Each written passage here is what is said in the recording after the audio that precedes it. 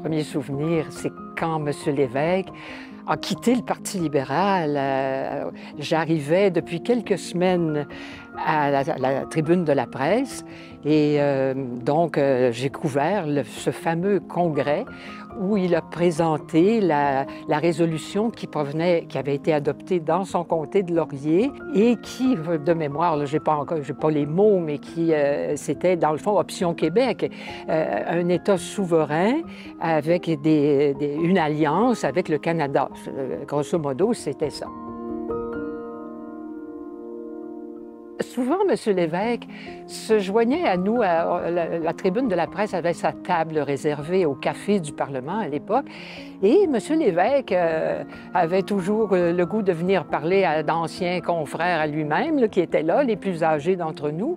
Je trouvais ça fascinant. Moi, j'avais début de la vingtaine, et puis d'entendre ces personnes qui, pour moi, avaient une grande érudition et qui parlaient de politique internationale. Bon, évidemment, je ne faisais qu'écouter, mais ça nous captivait, nous les plus jeunes, et puis ça nous meublait aussi, ça nous donnait une culture nouvelle et ça nous apprenait là, les premiers jalons de la vie politique et parlementaire.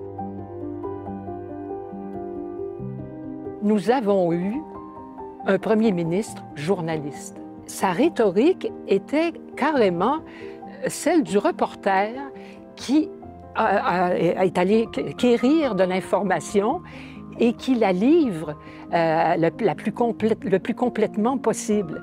Alors, on a toujours senti ça chez lui, même lorsque, bien sûr, lorsqu'il est arrivé au pouvoir. Il faut que je vous raconte le jour où René Lévesque, je pense que c'est 1977-78, où il m'a donné un cours de journalisme télé. Alors, j'avais une difficulté épouvantable à terminer mes reportages où il fallait que je dise ici Gisèle Galichon à Radio-Canada, à telle place. Bon, je fais des reprises, 8, 10 reprises, rien que pour mon petit 15-20 secondes où je terminais en disant ici moi-même à Sainte-Marguerite du Lac-Masson. Et puis je me dis, ça n'a pas de bon sens que je sois devenue aussi maladroite, aussi pourrie dans mon métier.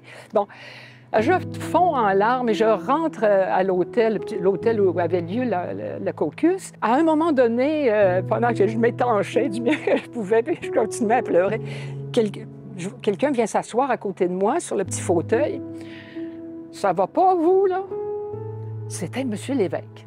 Il me dit, « Vous avez fait votre métier jusqu'à ce jour en parlant à votre micro, à vos concitoyens, à votre public, à votre auditoire. Et puis là, vous vous préoccupiez pas de vos notes, de la quincaillerie dans le studio. Hein? Vous parliez à votre monde. Mais là, il dit, c'est la même chose. Mais là, il dit, votre monde, là, il est dans la petite lentille. Ils sont tous là. Parlez-leur maintenant, là, en les regardant. C'est pas plus difficile que ça. C'est bête, hein? C'est simple, mais c'était le déclic qu'il me fallait. Ce n'est pas qu'un boulevard, hein?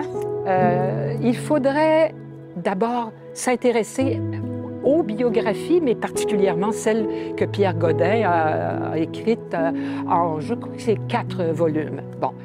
Et lire Option Québec, qui date de 1967-68.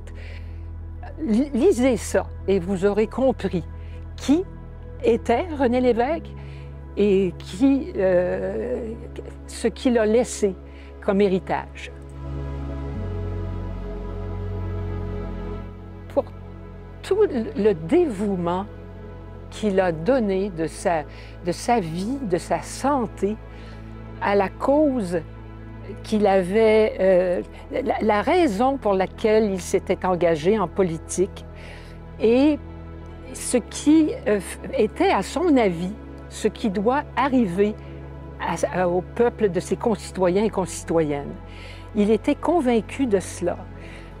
Et il a, pendant toute sa vie, cherché à expliquer pourquoi ça devrait être cela. Au secours, Monsieur l'évêque! Au secours! Alors, des René Lévesque, ça nous manque. Et c'est dans ce sens-là que je crierais au secours.